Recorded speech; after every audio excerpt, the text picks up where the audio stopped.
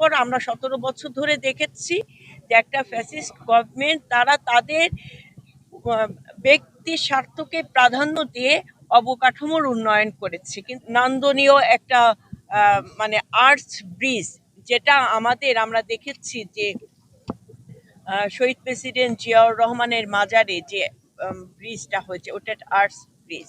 ঠিক একইভাবে আপনার কি ওই জায়গাটা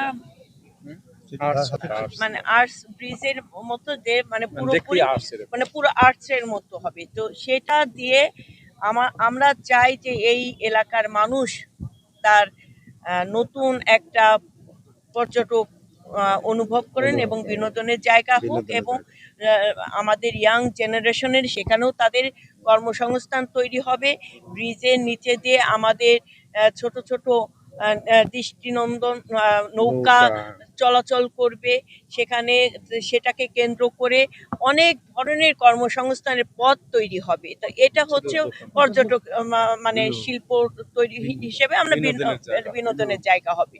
তো আশা করছি কেরানীগঞ্জের মানুষের এই যে নব সূচনা হলো দীর্ঘ 17 বছর পর, আমরা 17 বছর ধরে দেখেছি যে একটা ফ্যাসিস্ট গভর্নমেন্ট তারা তাদের ব্যক্তি স্বার্থকে প্রাধান্য দিয়ে অবকাঠামোর উন্নয়ন করেছে। কিন্তু এখন থেকে হবে জনগণকে প্রাধান্য দিয়ে জনবান্ধব অবকাঠামো আমরা নির্মাণ করব।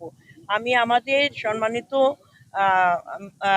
এমপি মহোদয়, সংসদ সদস্য মহোদয়ের প্রতি কৃতজ্ঞতা জ্ঞাপন করছি যে তার উদ্যোগে, তার চিন্তা ভাবনায় এই যে এই ব্রিজটা তড়িৎ গতিতে হচ্ছেন, এবং তিনি এই ব্রিজ এই রাস্তা তৈরি করতে যে 8 ধারা আমার 7 ধারা অলরেডি আমাদের সম্পূর্ণ হয়েছে, 8 ধারা আর আগামী কিছুদিনের মধ্যে হয়তো সম্পূর্ণ হয়ে যাবে।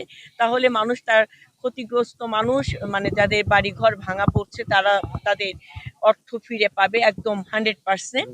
তো এবং দীর্ঘদিনের নির্বাচনের আমাদের যে প্রতিশ্রুতি ছিল সেই প্রতিশ্রুতি বাস্তবায়নের লক্ষ্যে এই যে আমাদের নেতা বাবু গয়েশ্বরচন্দ্র রায়েরও বাড়ি ভাঙা পড়বে, তো সেখানেও তিনি বলেছেন সবার আগে আমার বাড়িটা ভাঙা পড়ুক, তারপরেও কেরানীগঞ্জের জনগণের উন্নয়নের পথে যেন কোনো বাধা তৈরি না হয়। আমি আমার পক্ষ থেকে আপনাদের সবার প্রতি কৃতজ্ঞতা জ্ঞাপন করছি, এবং অবশ্যই এখানে আন্তরিকতার সাথে উপজেলা প্রকৌশলী সাহেব এবং তার টিম যেভাবে কাজ করেছেন এবং জনগণের স্বার্থকে প্রাধান্য দিয়ে তিনি যেভাবে প্রত্যেকটি জায়গায় রোড ম্যাপ তৈরি করেছেন, যে আইডিভুক্ত রাস্তাগুলো আছে সেটা ওনারা আইডেন্টিফাই করেছেন, যেখানে গরমিল ছিল আপনার প্রশস্ততার ক্ষেত্রে সেটাও ওনারা আইডেন্টিফাই করেছে। ধাপে ধাপে আমরা আমাদের প্রত্যেকটি উন্নয়ন প্রকল্প আমরা চালিয়ে যাব। আমাদের ঢাকা রোডের উপর দিয়ে, মাওয়া রোডের উপর দিয়ে যে একটা প্রেসার হয়, সেই প্রেসারটাও আমরা কিছুটা হলেও এই রাস্তা দিয়ে অনেক কমে যাবে, কারণ এখানে আপনারা জানেন 4 লেন বিশিষ্ট রাস্তা হবে এই সড়ক সাথে সংযুক্ত, এই মানে সেতুর সাথে সংযুক্ত।